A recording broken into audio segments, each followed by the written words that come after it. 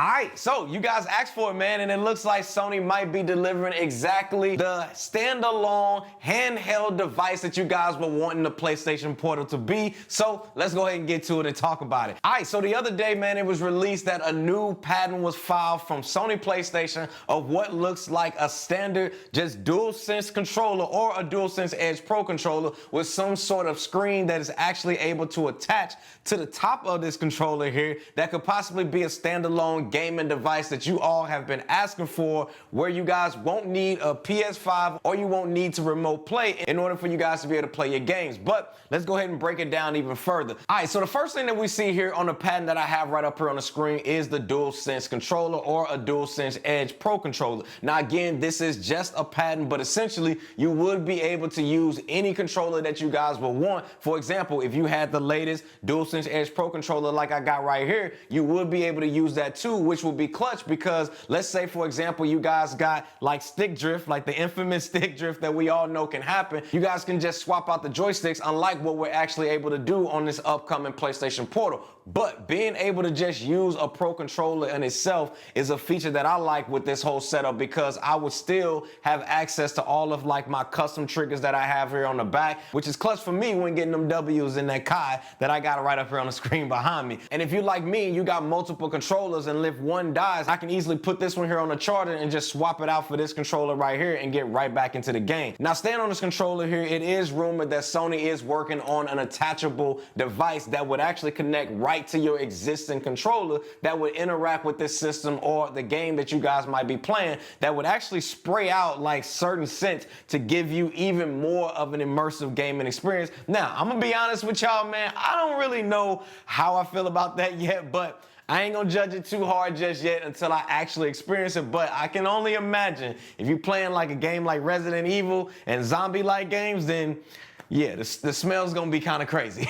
Now, this next piece, before we actually get into the battery life, I wanna talk about this new connecting touchscreen system that they're creating and how I'm actually envisioning it in my mind of this actually working with these controllers. It looks like there's gonna be some way that you're gonna be able to connect the controller to the touchscreen. Now, my thoughts is there will be some sort of connector, most likely gonna be like a USB-C that's gonna plug from the screen right into this controller that's right here on the top of the controller that you guys see right here. Now, since the controller already has a USB-C connector on it, plus connecting it up would give it zero latency in gameplay, which will be dope. Now, this will also allow for any games to be played on this device while still using all of the haptics that we're used to in our DualSense controllers that we have on there today. Now, when it comes to the touchscreen, it does look like this could possibly be somewhere around a 7 or 8-inch display, which is what we get on a Portal that's going to be coming out here in November. But it also looks like we're going to get rounded corners of the playable area,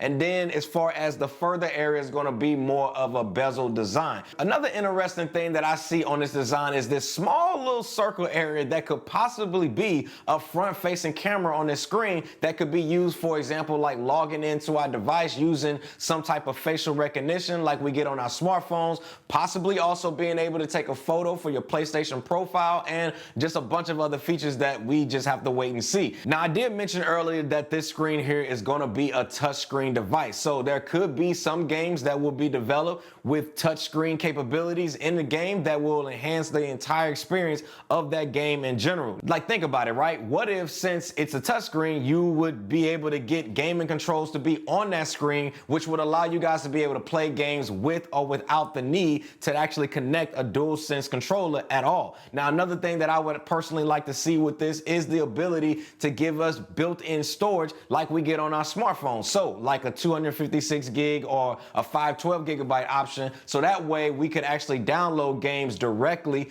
on the system and be able to take it on the go without the need to remote play into our PS5. Now, I'm not sure if this is Sony's plan, but if it is, then this is exactly what a lot of people was wanting out there when it came to that PlayStation Portal. Now, when it comes to the frame rates, I'm assuming that most likely we're gonna get 60 hertz and not the 120 hertz, but this is all speculation. But if we do get 120 hertz, I ain't gonna lie, that's gonna be dope. But I'm assuming 60 hertz is probably what we're gonna get, at least for the first gen, and then probably they're gonna update it on the second gen, giving us that 120 hertz. But hey, 120 hertz, hey, I'm here for it if they give it. Now, when it comes to the resolution, I'd say that we're probably going to get about a 1080p display because of the screen size, or possibly a 1440p display. Because if we were to do 4K, then I feel like we're going to run into some battery draining issues, and I'm just gonna say it, that's not gonna be good for nobody, because I would rather have battery life over everything. And I mean, look, keep me in the game, coach.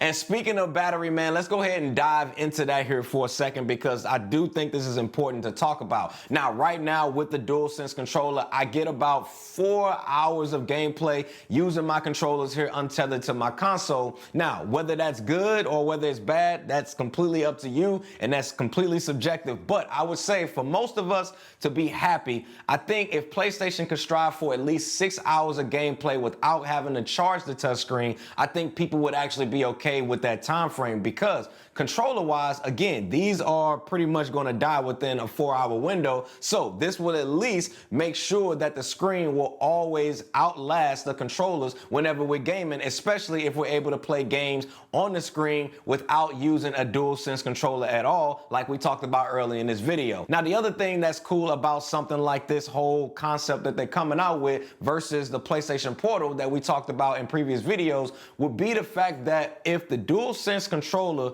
was to get the infamous stick drift that we all know is a thing and is something that could possibly happen, then being able to just swap out controllers or joysticks and just reattach another one to the screen makes this product just something that's just so dope that you can grow with, versus the PlayStation Portal, where if it gets like controller drift on those, then the entire system is a wrap and it's no longer worth it at all, and you probably just gonna have to throw it away. Or if you guys got multiple controllers, you could have one on the charger while you're gaming on another one, and then when that one actually dies, you can easily just swap it out for a fully charged up one and then put the other one on the dock and get right back into the game. Now, when it comes to pricing, now I feel like pricing is something that we probably shouldn't talk about too early, but I'm just gonna give my thoughts on it. Now, I think this would actually be more of an affordable option than the PlayStation Portal. Pricing, I would say, if they could keep it no more than $129 range, then I feel like this is going to be more appealing to users looking to be able to play their games from anywhere within their home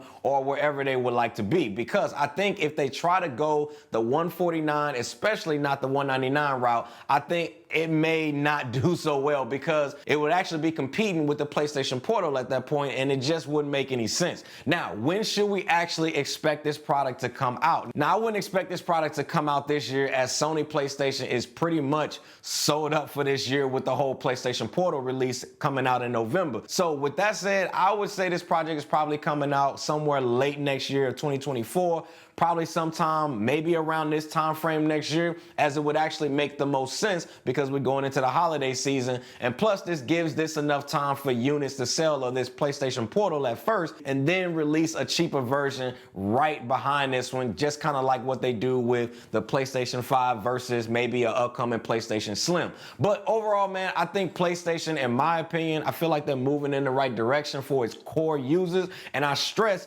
core users on this one, because I know a lot of haters out there, they just going in on this system for no reason. But this is why I say PlayStation is moving in the right direction for their core users. Because one thing we know, right, is PlayStation has all of the best games, and having multiple options to be able to play these dope games all on the go without the need to have to be stuck in front of your TV or stuck in a certain room and all of that. Because today's world, I feel like it's all about being mobile and just having the accessibility to be able to play your games from anywhere. And I personally think, man, these are good moves for them, coming out with that ultimate portable handheld gaming device that I personally believe is coming. See y'all in the next one, squad.